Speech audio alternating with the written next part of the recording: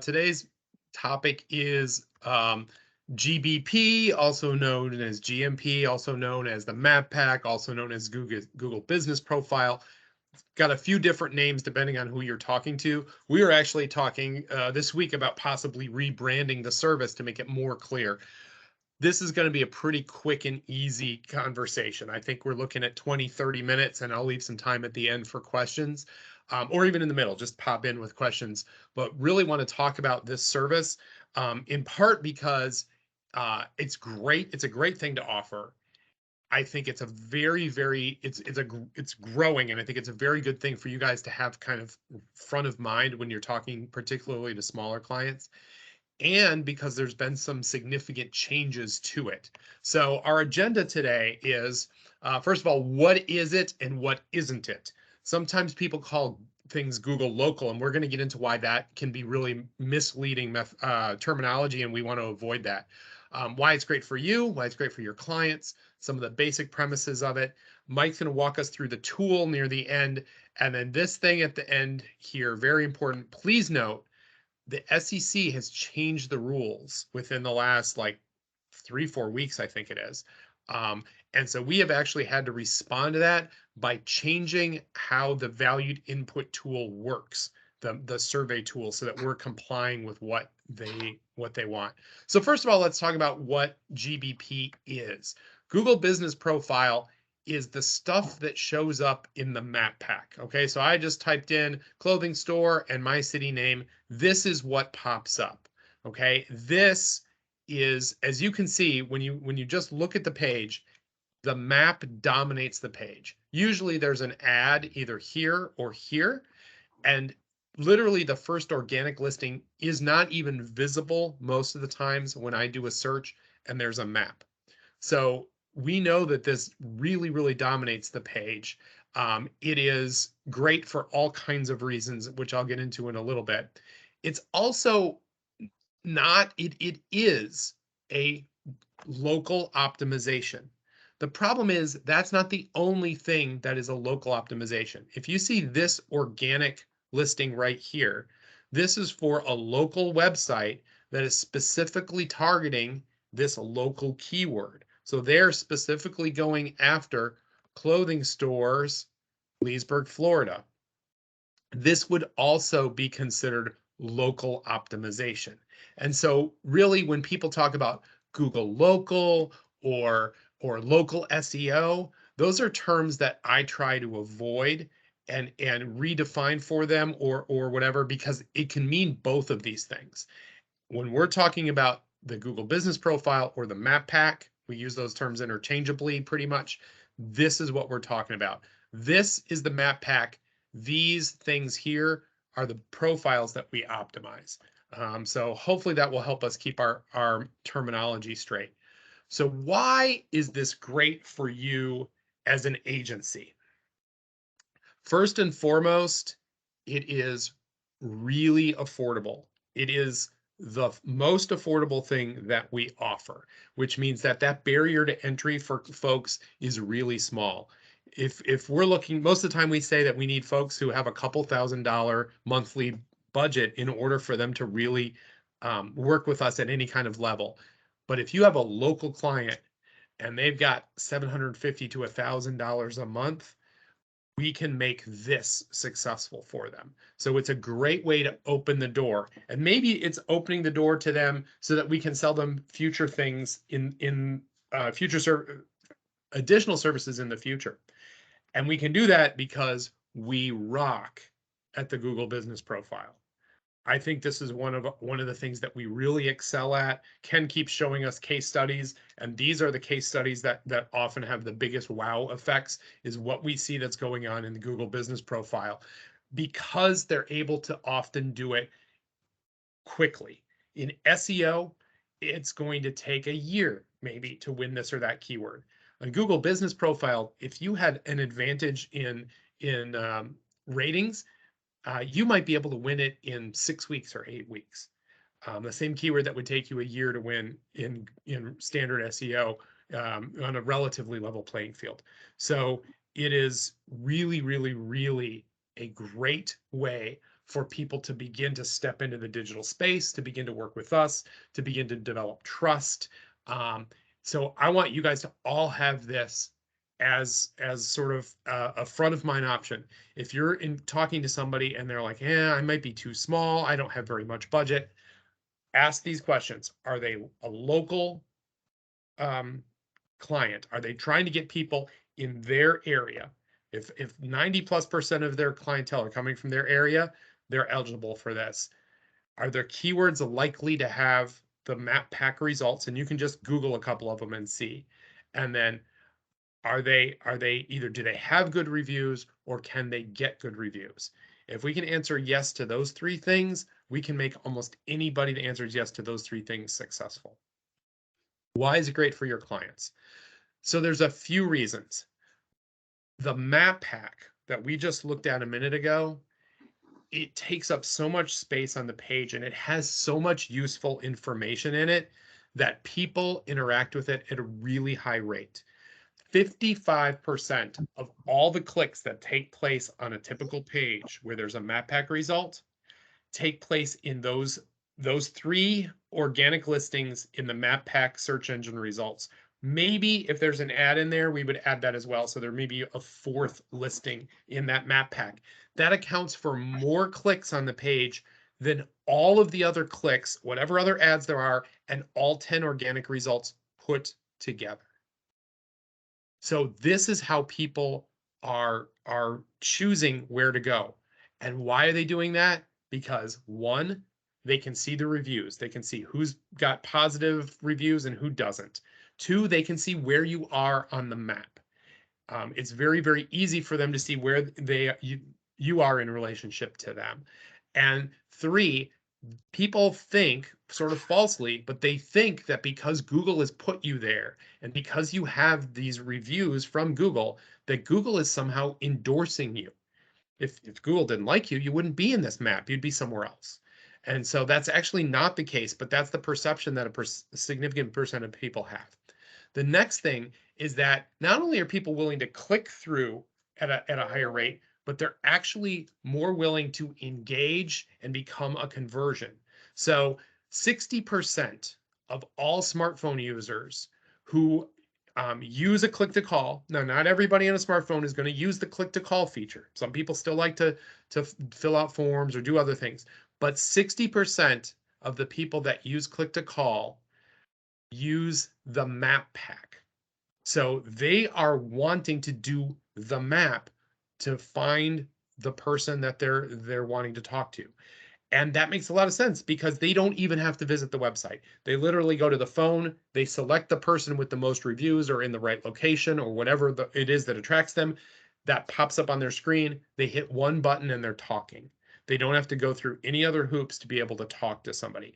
So if we are going to say, hey, 60% of all phone calls happen in these three results, maybe four, but usually three results, and the other 40% are spread over all of the paid ads and all 10 organic listings, which one would you want?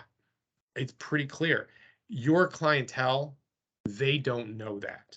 So this is something that can help you to kind of open the door and generate some interest. Did you know that people who use smartphones for their searches, 60% of all the phone calls are happening in those three listings right there. Visit rates are even higher. 76% of all the people that actually visit do it through the map pack, and they do it the same day. Now, this does not mean that 76% of the people who do the search are visiting. That's not what it means. But it does mean that folks who are looking for an address and are actually going somewhere, they almost always use the map pack and they almost always move that same day.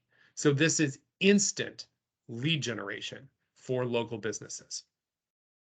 The other thing that's really important to note here, by now, everybody in the world has heard of SEO if they've been a business owner for, let's say, 6 or 8 months. There are SEO companies hitting them up all the time saying, we can make you rank and we can get results. So lots of people have at least dabbled in it, read about it, done something, hired somebody to build backlinks, something. People have at least tried, for the most part, to do something. But almost nobody is in this game right now. Most of the competitors that are in this space don't know what they're doing. Most of the people who are agencies like us don't really know how to make this work. And so it is the Wild West. It's so much easier to win in a Google Map Pack than it is in so many other things. Social media, which is super competitive, pay per click, where things might be expensive, SEO, where things are often ridiculously competitive.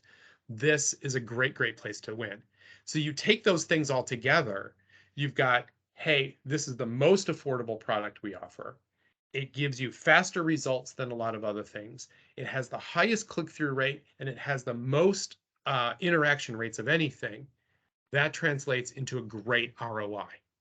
And so you'll hear, if you hear Marty and I doing presentations to local clients, you will hear us talking about Google Business Profile a lot because it absolutely makes sense. We can make more money doing SEO, but clients are going to be more successful, generally speaking, here. There's a cap. You can't get as many people on the map pack as you can in SEO because I can target a whole state or a whole country in SEO, and I can't do that with the map pack. But for people that are local, this is huge. So there are three components of SEO that you might want to know about just in case people start to question you, or just in case you want to have, something on the tip of your tongue. I would say, hey, it's not your job to present or explain any of this. And your best thing is if they ask you a question to go, you know what? That has to do with popularity or that has to do with proximity. Let me put you on the phone with my strategic analyst. We'll set a time and they'll explain all of this to you in detail. But just to give you some bare bones stuff. The first of the three components is proximity. And there's nothing you can do about this. The location of the person searching is wherever they happen to be. The location of the business that you're working with is wherever it happens to be. If these two things are close together, you're going to have an advantage over the competition. If they're far apart, you're at a disadvantage. That's it. It's very, very simple. Fake places don't count. Google has caught on to most virtual offices now. They don't allow 37 offices out of the same suite in some building. And so it needs to be real places. We actually have clients who have 12 employees, and each one of those 12 employees, well, maybe not all 12, but a handful of them have their home as an extension office so that they can have points all around the city for the Google Business Profile. It does dilute some things, but it's an interesting strategy, but they're real places. The second thing is popularity or authority. So the key measure for this is the Google reviews on the business profile itself. So when we look at these listings here, and this one just happens to break really, really well in my favor and go exactly as I would predict. There's 29 reviews here. That's a moderate number of reviews, only 4 stars, not exceptional, but there's enough data here that Google feels that there's some confidence in giving them a little bit of authority. 12 is a much smaller number. This gives Google pause, even though there's more reviews, a higher review average here. The fact is that this many fewer reviews makes Google slide them to second when it comes to authority. They have the highest rating of all, but just single digits for reviews. Google doesn't trust this at all. And so as a result, this has less authority. That is exactly what we would expect to see. Reviews are both the quality, the number of stars, and also importantly, the number. The difference between 150 and 200 reviews might not be that big a deal because at 150 reviews, if you're at 4.8 or 4.9 stars, Google is going to trust that. But the difference between 10 reviews and 20 reviews can be enormous in Google's eyes. It's not the only indication of popularity or authority. Backlinks to the website still count. They're still a massive indicator. Other citations out there on the web. So if you're in Bing places, if you're in the online yellow pages, anything like that, all of those can contribute small amount to popularity and authority. What's really important is what we call NAP. NAP stands for name, address, and phone number. What it really means is that there's consistency across all the citations. You're not that company on Google and that company LLC on Bing. You're not that company at 4646 that street on Google and that company at 4646 South that street on Bing. You're not this phone number in Google and a different phone number on Yelp. Those kinds of things can really undermine authority. So for you as an agency owner, if you do a quick little search on Yelp or Bing or something like that, Yelp is probably your best bet. Maybe for a builder, it would be House. Maybe for a restaurant, it would be Open Table. And find that there's any inconsistency between what they're saying in Google and what they're saying here. Literally north versus not having a direction in front of the street. Literally a single letter in the name. That's enough to go, there's a problem here, and this is going to undermine your authority in Google. The last piece is probably the most important. It certainly requires the most work from us, and that is being keyword centric and providing Google with new things to look at, because that's what makes you relevant. Even if you've set your description up and everything perfectly as far as keywords go, you've got all the keywords, they're all in the right density and everything else. If there's never anything new, Google is not going to be excited about this, and it's going to allow people to leapfrog you. The number one thing that we do to create new material for Google is to put posts up. We can control the posts. We make them keyword centric. We select keywords. We put them in the right place. It's very easy. We're very good at it, and it works. But that's not the only thing that we do. When people put up reviews, and I was looking at some of these today, I had a prospect, really, like, they do great work, lots of great reviews. And there was this one review where they listed all these wonderful things. And they said, you know, just the most helpful staff, and they were prompt and patient and explained everything to us. That was the review. Tell me what business that is. No one could tell. Just based on that review, no one would know what that client does. And in Google's eyes, this prospect has all kinds of services that they offer. And so which of those different legal services that they offer was this 5-star review associated with? Google can't tell. But if in responding to that, we say, thank you, we really liked providing you with your business, like in this case, it was a business attorney services. Now Google goes, okay, I know this has to do with business law with the keyword business attorney or business lawyer. Corporate, you might use instead, whatever the keyword would be that would fit that. And now Google can take and associate that really good 5-star review with a very specific keyword. We're giving them the ability to do that. They want to do that. The same thing is true for Q&As. If you ever get a question in there, it gives you the opportunity to spew forth all kinds of keywords and really tie things together. Google likes new pictures, and we tag the pictures.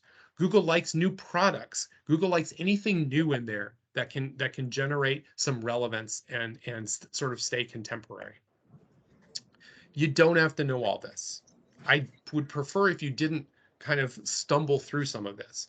What I want you to know are the 3 things: proximity, popularity or authority, and relevance. Those are the things you need to know, and then drag them into a meeting with us to explain it and go into how we can help them.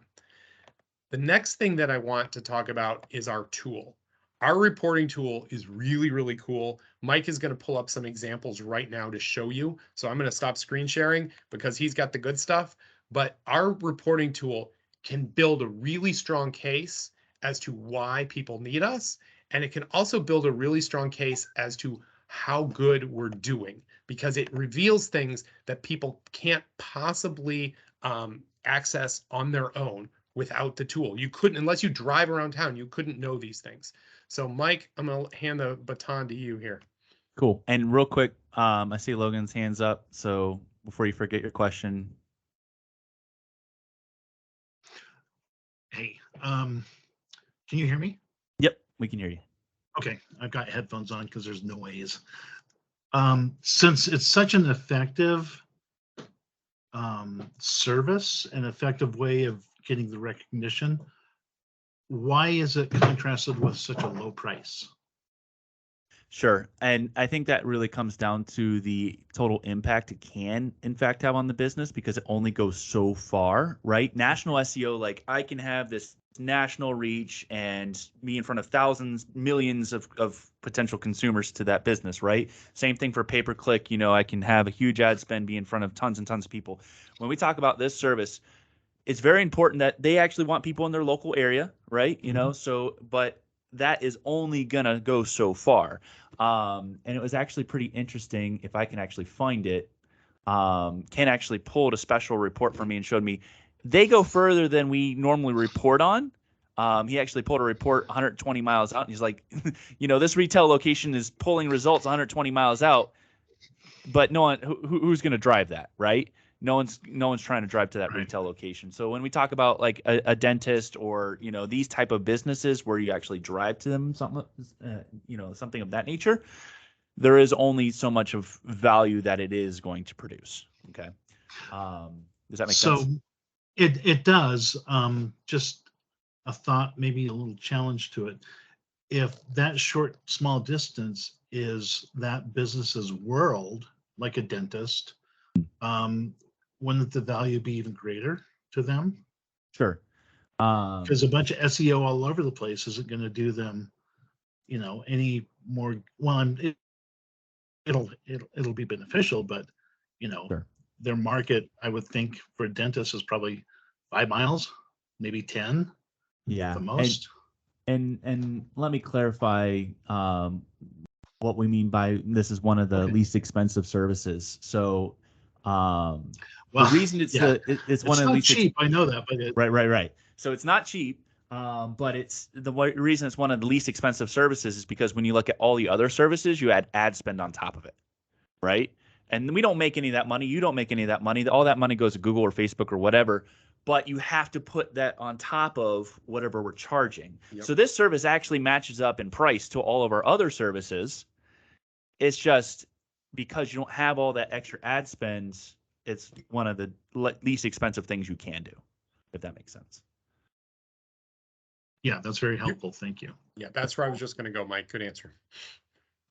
So let me share, and for those that are in the group on Monday, it's a little bit of repeat, but that's okay.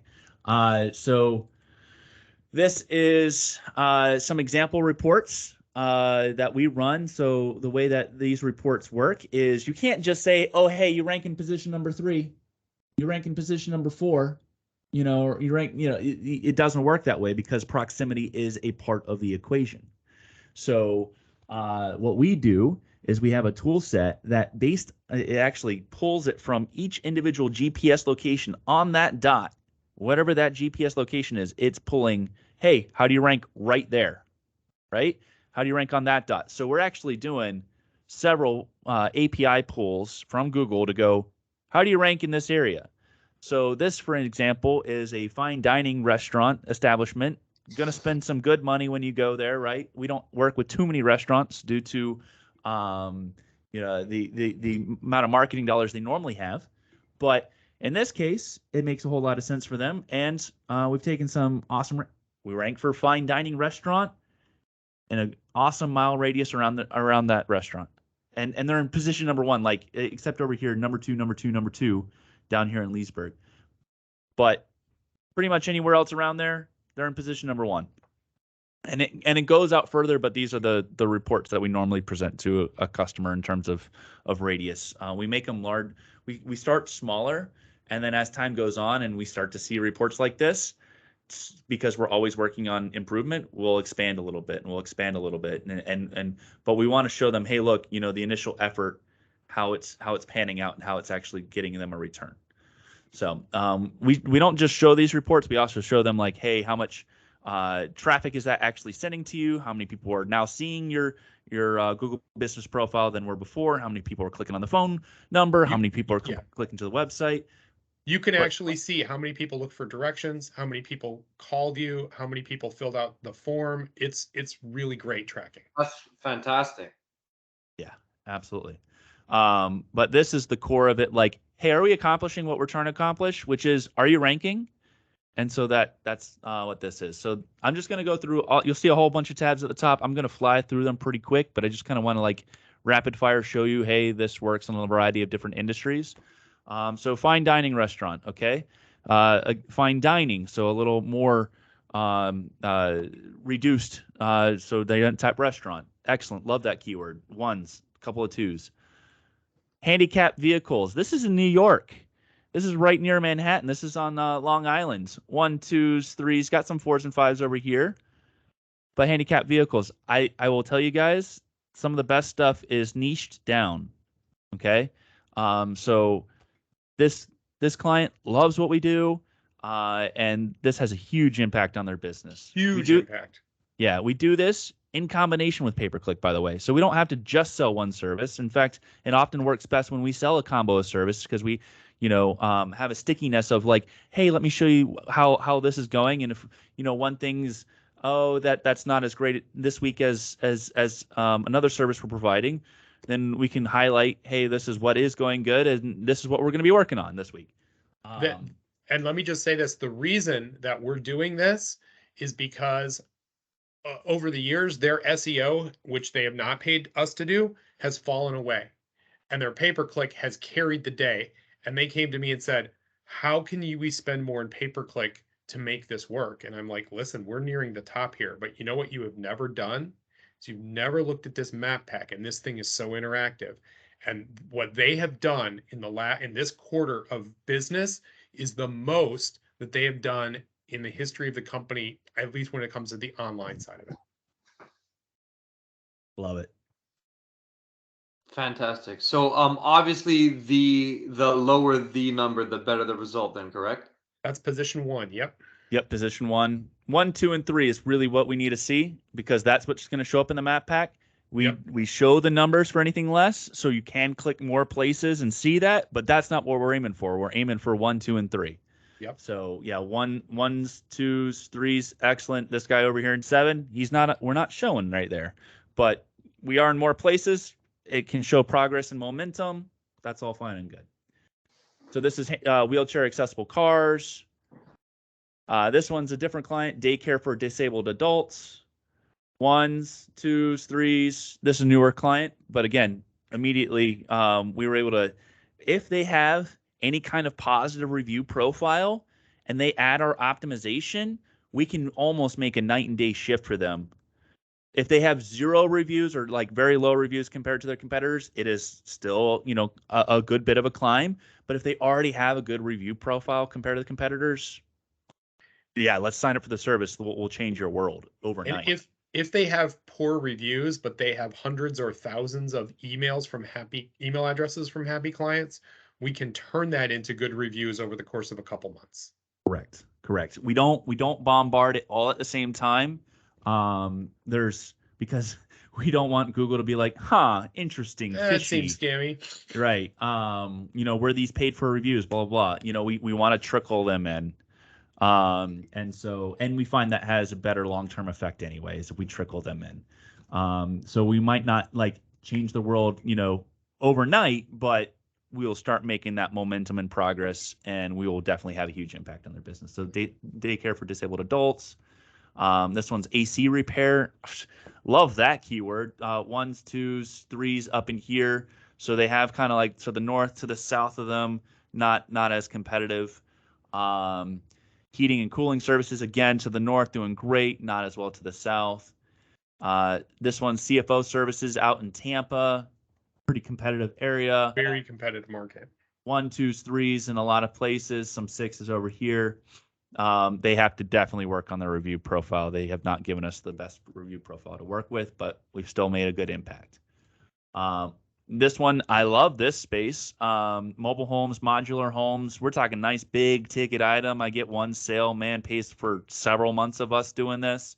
1, 2s, and 3s. I think I got several of these modular home builders. And these are scaled way out. That goes from Louisville to Cincy. That's like a 2-hour drive. So, like, yeah, I appreciate you pointing that out because, we start smaller and crunched in, in our view. And as we get those results, we'll widen and widen and widen the view.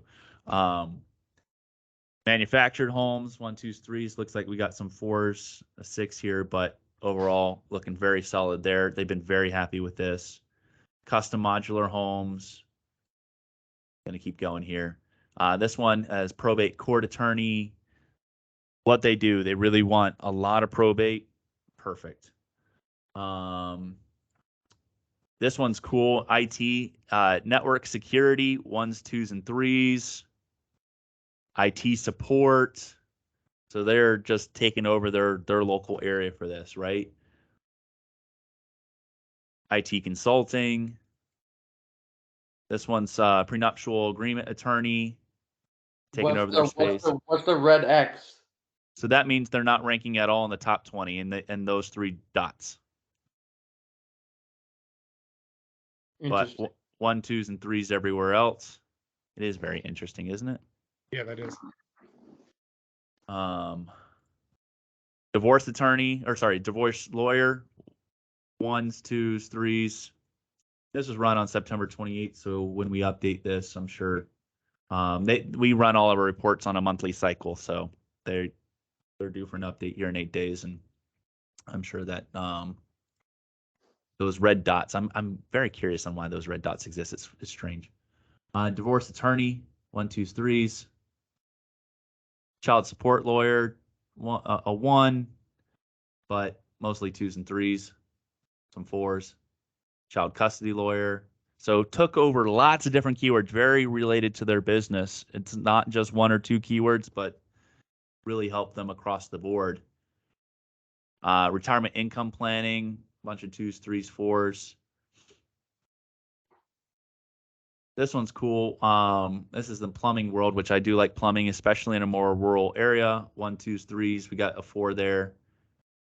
So we got water heater repair. We got plumbing services. We got plumbing service. We got plumbing repair. Plumbing company. Plumbing companies. Plumbing. Plumber. Emergency plumbing. Emergency plumber. So like all these different variations, absolutely rocking it for them. And what I want to point out is not once in that whole list did Mike mention a city name. So if you wanted to rank for divorce lawyer Peoria, okay, that might be winnable. It's going to be competitive, but it might be winnable in SEO. But how many people are going to type that way? Won't they just type in divorce lawyer or maybe divorce lawyer near me? And if that comes up, it's a slightly different SEO result that's likely to be much more competitive. Folks like FindLaw are going to play in that space in a way that they might not in Peoria. But the GBP, they don't care. They're tying to what the root is. And so people they can search by the city name or not. They can put in the near me or not. The Google Map Pack is going to give you the right results. And this tool is so fantastic for so many local businesses. And I think Ken's probably wanting to add something to that. And I want to add something to it real quick too, just so you guys know. And if you're setting any kind of expectations in the sales process before it gets to us, we don't target near me phrases. Right. And the reason, and I want to cover that real quick because they are popular phrases, but the reason we cannot target near me phrases is because they are hyper localized phrases, meaning that Google specifically will show you the people that are closest in proximity. And they throw a lot of the rest of the algorithm related to reviews and related to the optimization. So it's really highly proximity oriented. So we have less impact on those phrases. That's why we don't target them. And our tool sets also won't report on them because of that fact. Yeah, no, that's absolutely correct, Mike. When you talk about the near me phrase, it is basically sending an instruction to Google search to hey, listen, proximity matters more to me as a searcher than anything else. When you're looking for gas near me, you're not looking for the best gas station. You're looking for the closest one. And so same thing, if you're looking for pizza near me, they assume you'll want to walk or pretty close to it. They're going to give you the absolute closest results, regardless of whether or not they have a 1-star review. You're going to get that back because it's nearest you. So near me sends a signal to that proximity is most important to you and nothing else matters. So if you just search divorce lawyer, you're going to get a mix of the algorithm of one that Google thinks from a relevance standpoint is clearly a divorce lawyer, not just any lawyer, but clearly a divorce lawyer. It's going to come back with a mix that bakes in the reviews, right? So which one's better? Which are the top or best divorce lawyers should be showing you, most popular from a quantity and quality of review standpoint. And then proximity gets baked in too. Obviously, if I'm searching for divorce lawyer, it's not showing me divorce lawyers in the map pack that are a state away. It's going to show me divorce lawyers that are fairly near to me, but within a reasonable proximity. When you throw the near me in, it tosses the rest out and says near me is the most important part of your search. And so I can't change. If we could take our clients and pick them up and move their office next to the searcher, then I could target near me because I could fly clients' offices closer. It doesn't work. So good point. We're going to have to tell Google that mobile detailing businesses can move their business. And so we are near the customer. The last thing we wanted to note is this. I said at the beginning that the FCC has changed the rules for us. And the important thing is the takeaway. Our tool, Valued Input, used to provide us with the ability to go, hey, if it's a 4 or 5 stars, we're going to direct this review to Google. And if it's anything less, we're going to direct it to an internal survey. And basically, the FCC said that that's dirty pool and you can't do things. Go ahead. FTC. Sorry. No problem. The Federal Communications Commission is cares about radio and television, but You're right. the Trade Commission, Federal Trade Commission. So, yep, right. You're right. That was my T, not timeout. The FTC. And so we have been forced to make a change to this tool. And I know that we've been really proud of that, and we've talked about that a lot with prospects in the past. We need to change that explanation and that appeal immediately because we can't do it. So and if it comes up, I'll show you on screen. The option's still there. It's just we don't filter them away, and I want to show you that a little bit, just so you understand what it looks like, because it's not completely gone. A negative user, we can still encourage a negative user to leave a review directly with us, and I'll show you that real quick on screen. So when the person that we request the interview clicks on the link, this is what they see now, which is, thank you for your help. Please click below to share your experience on one of these sites. We can stack a bunch of sites here. And your experience was not, and by the way, I can change this. I've actually don't really like our default phrasing. It says your experience was not great. I say got feedback for our improvement, contact us directly. So we still have a call to action to divert an unhappy customer and try to encourage them to talk to us, but we don't filter them from seeing the Google logo at all. And in fact, now, because we're compliant, we can, when this gets clicked, watch what happens. We don't even leave this. We immediately go to the ability to post it, and we start with 5 stars. So if they don't even mess with the stars, they're just going to submit, we get 5 stars. So we don't even go take them anywhere, and they're filling out a Google review right now. And because we're using the Google API to do this, you can see this review is powered by Google thing. Google clearly knows that we're a compliant product. And because we're a compliant product, Google will not filter out reviews because they are looking for tools that are doing the review gating. And if they suspect that this review is coming from a review gated tool, they're filtering it